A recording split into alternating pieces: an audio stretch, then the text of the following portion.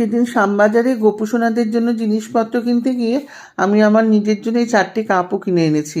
আমার না এই কাপগুলো বেশ ভালো লাগছিল দেখে, তাই জন্য 4টে কাপ কিনে নিয়ে এসেছি। আর আমি ঘর সাজানোর জন্য ফ্লিপকার্ট থেকে কিছু জিনিস অর্ডার করেছিলাম, আমার দেখি সেগুলোও এসে গেছে। আর এদিকে দেখো কেটুও মাঝখানে বসে ও দেখবে সমানে।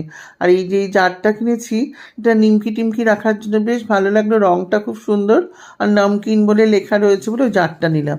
আর এই লতাটা নিয়েছিলাম কোথাও একটা ঝোলানোর জন্য, কিন্তু না এটাতে ফুল নেই বলে আমার খুব একটা ভাল লাগছে না। আর দেখো এই যে এই কন্টেনারটা কেমন লাগছে একটু বলো তো। আমার কিন্তু খুব ভালো লেগেছে, বেশ এয়ারটাইট কন্টেনার। কিন্তু কি বলো তো, ভেবেছিলাম প্রথমে কাচের, কিন্তু পরে দেখলাম না ওটা প্লাস্টিক। যাই হোক হলো। আর এই সার্কুলেটটা কিনেছিলাম টেবিলের মধ্যে সাজিয়ে রাখার জন্য। জিনিসটা যে এত সুন্দর হয়েছে আমি কিন্তু অর্ডার করার সময় বুঝতে পারিনি যে এত ভালো লাগবে। যাই হোক এই জিনিসগুলি এসেছিলো, আর আমি ফ্লিপকার্ট থেকে এরকম করে জিনিস